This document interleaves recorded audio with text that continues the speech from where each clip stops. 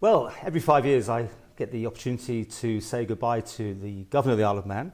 And it's been incredible to think, sir, that, 5 years has whizzed by. And we probably did the interview with you arriving, it seems like the other day. An action-packed, interesting time for you, I think, though. I know you appear to hold the Isle of Man very dear. I do. No, my wife and I have got to enjoy the Isle of Man, got to feel very comfortable, very much at home here. And we shall miss it. We're still in a bit in denial of the fact that we're going. But since that's going to be in only 10 days' time, I guess we have to get real and accept that we're off. And that's fair enough. 5 years. We've actually squeezed out a sixth summer because the powers that be hesitated over how they would interview and so on and select the recommendation to the Queen for my successor with the COVID. And that's given us an extra summer here, which has been nice. Couple of ag shows and another tin world and a royal tin world at that, which was good fun. So we've got a bonus out of it. But I've just turned 70, and there's a time to stop, and okay, well, settle into life as it will be for however long we've got. I'll ask you about that later. Yeah, Let's sure. go back though 5 years. And in fact, a bit more. I mean, the old thing, you read the Times newspaper, you see a job, you circle it, you make a phone call. Is that how it really worked? We have to make a written application in quite some detail, and you put it in. I had some feel. I've been governor of an overseas territory.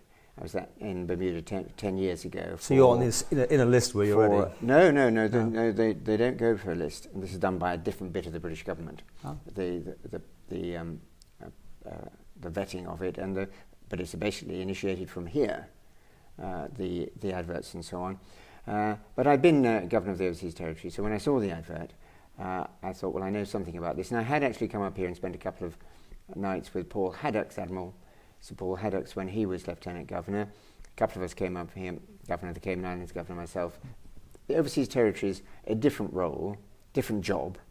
Here it's more a role, but there's overlap. In particular, I think, in how you rub along with the local authorities and other people on the island, and there's some practices. Anyway, I thought it'd be fun, so I came up here once. Otherwise, I knew I liked this part of the British Isles, and I knew we both liked smallish jurisdictions. It's a pompous way of saying, a nice island like this. We've worked in smallish places before. We like the atmosphere, we like the sense of community, and if it's slightly old-fashioned, well, that's fine too. So interview done.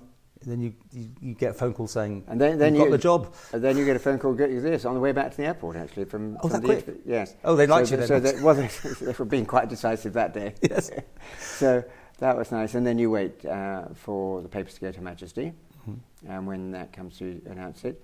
And then a few months later it came here, and that was May 2016. It was an interesting time, just before the TT.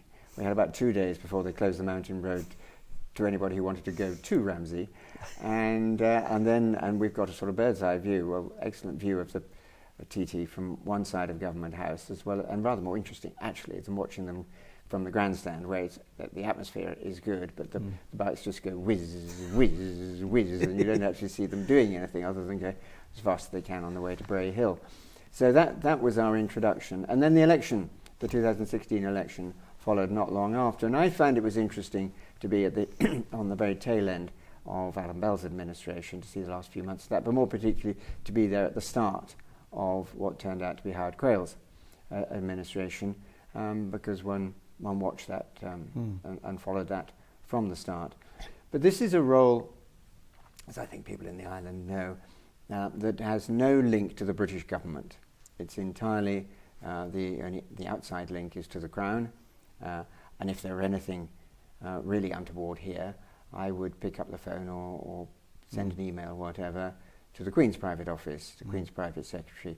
I haven't had to do so in 5 years because nothing untoward has happened. I want to talk about COVID later on. The Queen needed to be informed about. Yeah. But the links with the British government are entirely done by the Isle of Man government, and that's different from the overseas territories, Bermuda, Cayman, Gibraltar, and whatever, where the governor is working for named by the Crown, it's the Crown appointment, but is working for the British government and has some executive functions, if you like, i.e. is part of government in some senses. In Bermuda that was quite limited, but some important areas of law and order were run from Government House. That doesn't happen here at all, so this is a role to go and do around the island what people want the Queen's representative to turn out for. You clearly did your homework before coming here. You learned all the, quite a lot of the things that make the Isle of Man different. I mean, is that part of it? So you're ready and I think equipped? that's up to an individual. That's up to the individual, and I know Sir John Lorimer, who's going to come out here and be sworn in, I think, in end of September. He's been doing a lot of reading, probably more than I did, in the same way. You want to dip your toe in, and so you can at least ask some relevant questions of the people you meet early on. And people here are very talkative, and they soon fill you in on all the bits that have not been written down.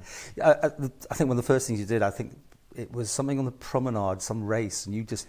Oh, that was Live at Home, Onken Live at Home. See, you remember that? Isn't that amazing? Because, I mean, the first sort of contact, I thought, this guy's done his homework. You were talking to people, finding out things you knew. It was interesting that, because it was purely by chance that Onken Live at Home got hold of me and asked me to join in that.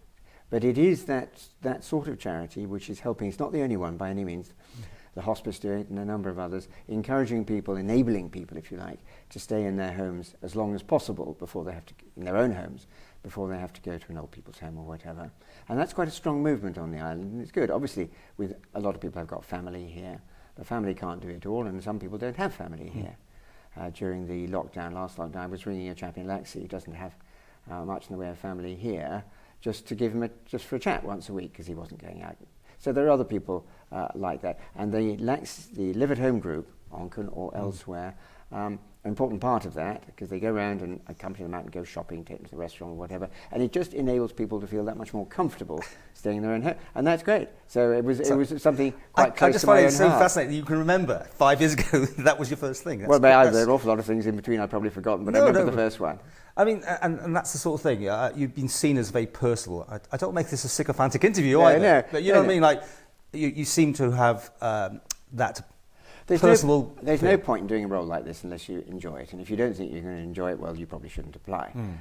Because here you are, without any executive function whatsoever. I don't decide anything. I don't even advise on anything.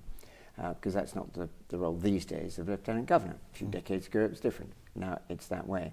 So it's a question of joining in, the things people want you to join in. And unless you're going to enjoy that, it's going to show. And don't bother. I mean, I was 65. I had a pension from 40 years as a diplomat. I had no need to come here, but wanted to because it interested me, and I thought I would like both the place and the people, the community here. So it's not a job in any conventional sense at all. Okay. The way I looked at it, other people might regard it differently. But you're mixed with politicians. You have your own seat in Tynwald, in Keys, and whatever. You have to be careful in your terminology. Well, you pop in to watch. Behind the bar, not within the court. There you go.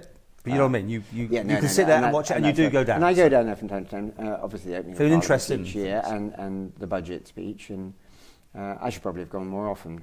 But anyway, I do from time to time, and it's interesting to watch that. You can listen to Manx Radio. You can listen to the live feed on it, but there's nothing quite the same as actually seeing it there and how people react. And it's a very live event, and it's very distinctive, having House of Keys and Tynwald Court as a whole with independent members. I know there are political parties here, and they're significant and important to some people, but even the members of the political parties who are also MHKs readily admit, at least to me, that when they're being judged at the election, they're probably being judged for their characters before they're being judged for the party. The two go together, but the individual character of MHK seems to be paramount here. I've seen that elsewhere, in other smallish places, and I've seen the opposite. I've seen the political parties. And in smallish places, political parties, the way it works and the polity, the atmosphere of the political discourse, if you like, that results is rather different from somewhere like London, because things can be personalised a good deal. So it's interesting to be back somewhere where there aren't those political parties, where people have to make their own way. And of course, coming up now with an election next month here, it's all the harder because you can't take anything for granted. You haven't got a Labour Party or a Conservative Party or a Liberal Party, in the British sense, Lib Dem Party, to fall back on, and for people's loyalties to back you for that reason. They'll back you because you're Paul Moulton, or they won't back you because you're Paul Moulton, either way.